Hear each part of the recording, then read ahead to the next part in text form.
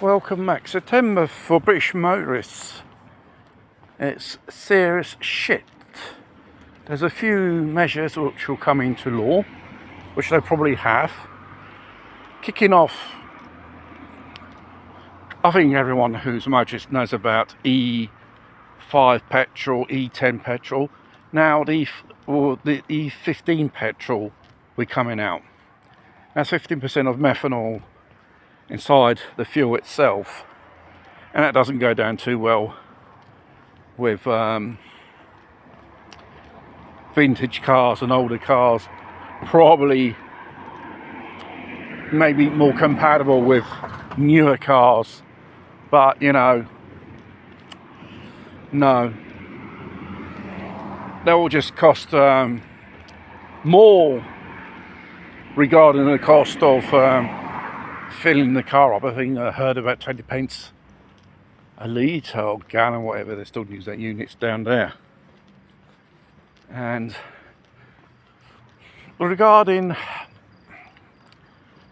both the illegal use of mobile phones while you're driving a vehicle, there's going to be more of a crackdown for that.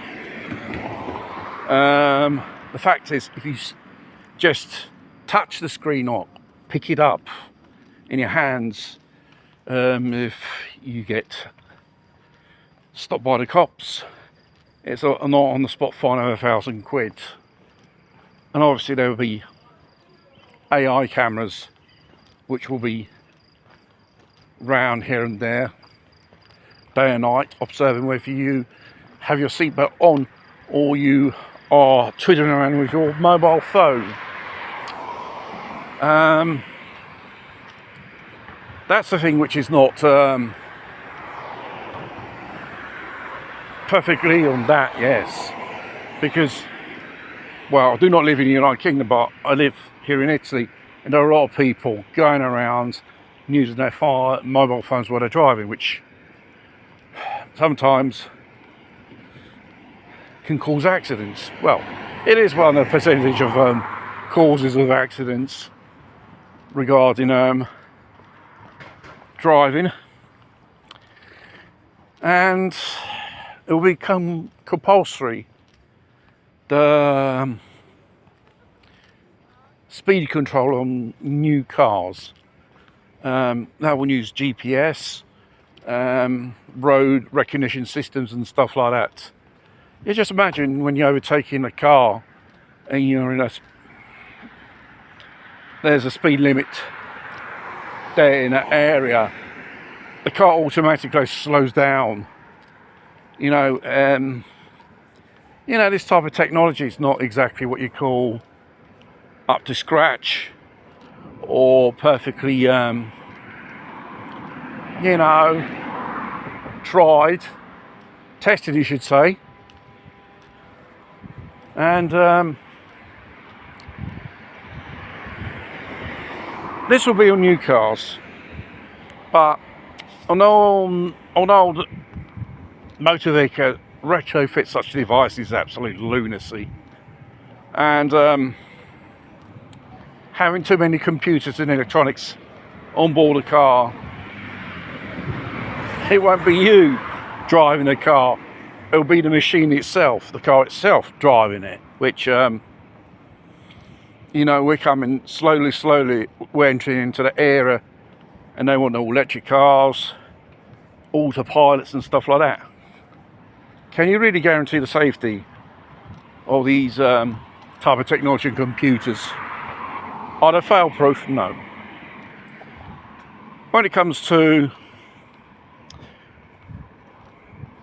local councils are increasing tunnels,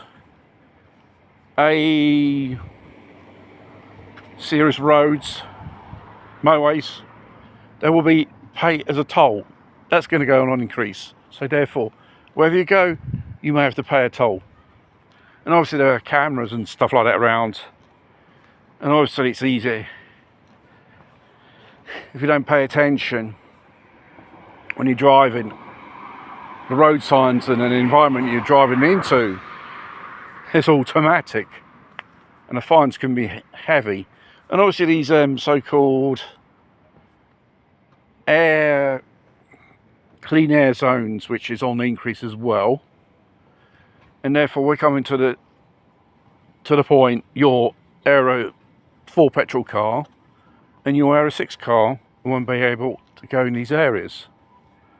But mind you, here in Italy, they had a clever idea, after this from the European Union, to ban Aero 5 diesel cars, unless you don't install a black Big Brother spy box inside it. And like this, you're limited on the mileage, which you do when you're entering these zones. In the end, by fortune, they back down a little bit, because it's absolutely ridiculous. You know, if you want to introduce a different type of transition from electric, from petrol to electric and diesel, this will take decades. Even a CEO, ex-CEO of the Ford, has said so. It will take years, and in infrastructure to charge these EVs, they are, you know, very little around. And if everyone goes EVs, demand for electricity will shoot up by 75% if everyone goes all electric.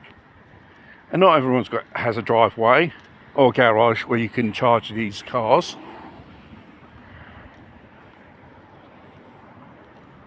So these are the shape of things to come, basically, regarding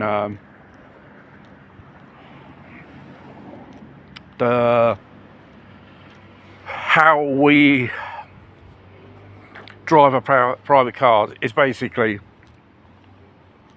to squeeze more money out of us and make us pass from diesel and petrol cars to electric cars. In the end, they'll just make you piss yourself having and driving a private car.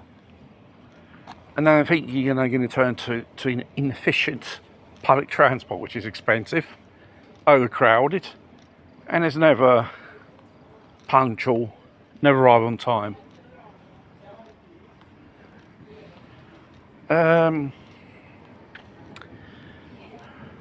Let's see how it goes. Let's see if people suss out this narrative, because it's a narrative, Agenda 2030. If you read it, the charter, one of the narratives is the abolition of private owned cars and privately owned houses. So it's a bit like we're heading towards a communist socialist state where you own nothing, you'll be miserable and poor. You know, that's the society we're going, and it's already beginning.